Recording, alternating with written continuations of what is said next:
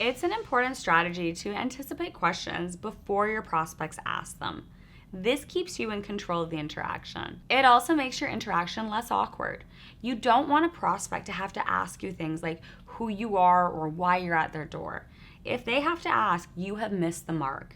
It can also hinder your game and prevent you from building rapport with them. To help prevent this, self-assess your door knocking as you get started. When you get home after knocking, take notes and track your interactions.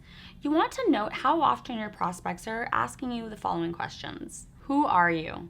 Why are you here?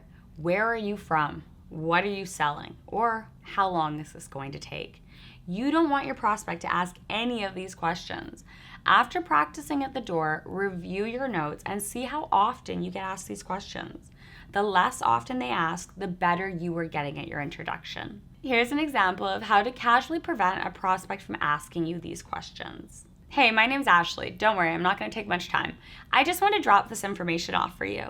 When you're at the door knocking and prospecting, you want to be the one asking the questions. Questions have a dual purpose. They allow you to learn more about your prospect. They also make the prospect feel that they are in control of the conversation.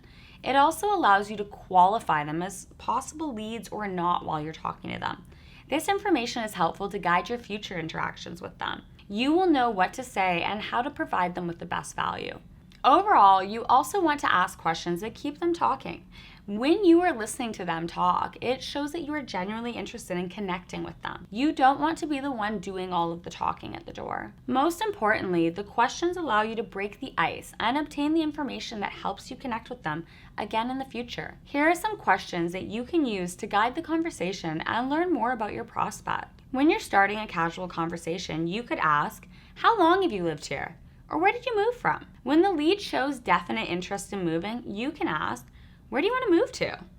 What areas do you see yourself in? When your lead seems to be considering a move but unsure, you can ask the following questions. Did you know homes around here were selling for X? Or did you know that homes around here were selling in only X days? When your lead seems to be interested in the area's home values, you could ask, do you need any assistance in ensuring that your assessment is accurate? Or do you want an updated assessment of your home's value? Another important consideration is that you generally want to avoid asking yes and no questions. Unless a yes or no question is suggested in a script here, avoid these questions.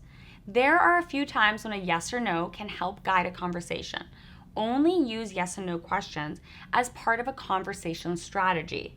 In those cases, they'll help you steer a conversation. In any other case, they are a pitfall. When you give a prospect the option to answer no, that no only speeds up the end of your interaction. It gives them an exit point. Instead of asking these yes or no questions, ask open-ended questions. This allows them to talk and strengthen their connection with you.